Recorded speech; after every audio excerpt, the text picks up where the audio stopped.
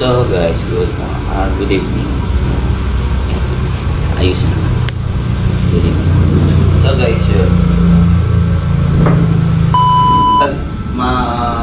Sabi ko lang sa inyo guys. Tagal ko rin hindi nakapag-upload or nakapag-gawa ng video. Oo. Upload sa YouTube, napabayaan ko yung channel ko.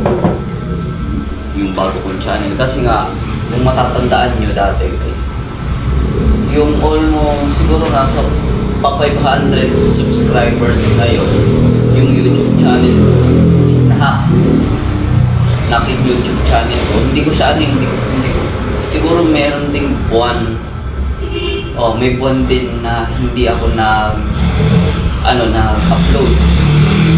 kasi nga nawala nga yung social media account ko, yung YouTube ko, sumunod yung Facebook ko, lahat talaga wash out lahat ng social media na dalawang social media account ko. Ngayon gumawa ako ng panibago, yung account ko na panibago. Yun nga, sabi nga rin sa akin ng aking putihing asawa, hindi ako dapat na basta-basta nagtitiwala sa mga ganon na mamonetize ka na daw. Tama naman may point naman yung passion ko yung may point naman siya na huwag na daw akong maniniwala. Kasi ako, sabihin na natin, kahit sino guys, gustong umangat yung YouTube channel, yung Facebook, kaya marami nagpo-content na kahit anong content na lang nila. Yun, diba? Sa akin, sinishare ko sa inyo yung naranasan ko regards doon sa na-encounter ko. Nag-fill up ako ng maraming form. Ano-anong form, napakarami. And then, pagka mo na lang kinabukasan, ayun na, nawala na yung Facebook page ko na Mark04 vlog, nawala yun. Yung unang nawala sa akin is yung YouTube channel ko, hindi ko na mabubuksan. Sinubukan ko na lahat ng password or lahat ng identity ko doon, wala na. As talagang nawala na.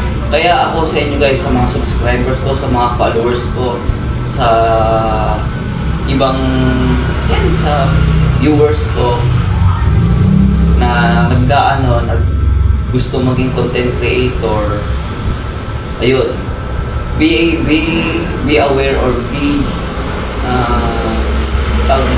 nasa dulo na ng dilaw. Basta mag-ingat kayo sa madaling salita, mag-ingat kayo sa mga gano'n kasi naglaganap na sila. Naglaganap na yung mga nag-i-scam.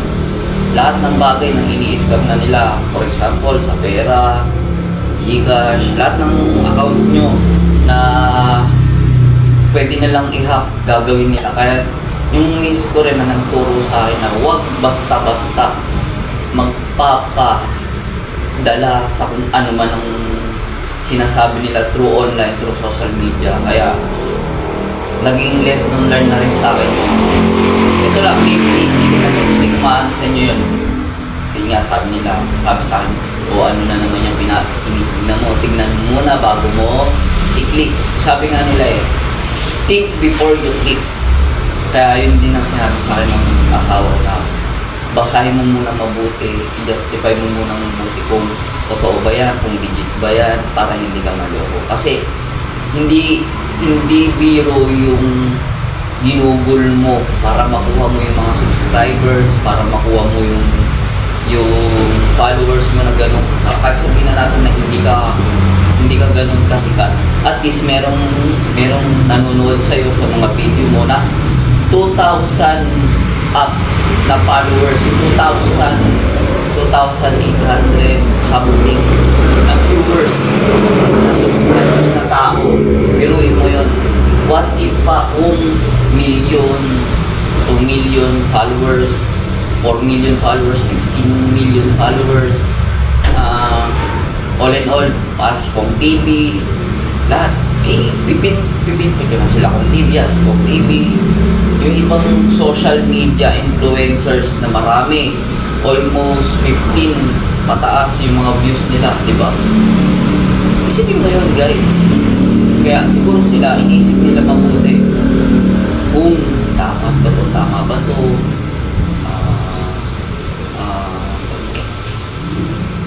baka mahack yung account ko, yung mga ganon, iniisip nilang paulit-ulit, di ba?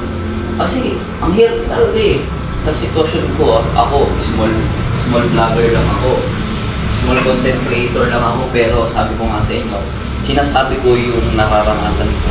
Ang hirap talagang kumuha or ang hirap magpa-monetize ng social media. Number 1 kay YouTube. Pangalawa sa Facebook, diba? Yun. Ako kasi ito, base lang sa akin yung shinare ko ngayon sa inyo. Kaya, sana may natutunan kayo sa na-experience ko ngayong araw na to at nung mga nakaraan na hindi nyo nakita yung mga video ko, hindi nyo nakita yung pagbumuha ko sa YouTube, sa Facebook, kasi ganun po yung nangyari sa akin. Ngayon, nagpapaangat ako ng subscribers, nagpapaangat ako ng viewers, ng likes, ng comments, ng shared, tapos ng mga followers sa YouTube, sa Facebook ko, sa YouTube ko. Yun, inaano ko lahat. Kaya sana guys, supportahan nyo ako yung...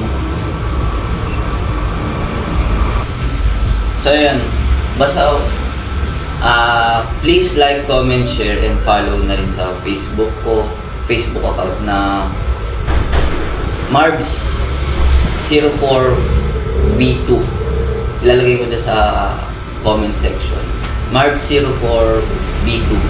Yun pa rin yung ano ko, yun pa rin yung picture ko, hindi ko pa rin binago. Yun pa guys, hindi ko pa rin binago. Kung ano yung nasa YouTube channel ko, yun pa rin yun. Yun pa rin. Nilagyan, i-add nyo na lang yung B2. Yan. Please like, comment, and share. And ride safe sa mga kapwa nating rider. Lalamove, Foodpanda, Grab, Angkas, Joyride, Move It. Sa mga Uber, lahat ng rider, be safe guys. And sign up na si Marv04B2. Thank you, peace, at maulan. Mag-ingat po tayo guys kasi maulan yung panahon natin ngayon. And September 1 and claim it.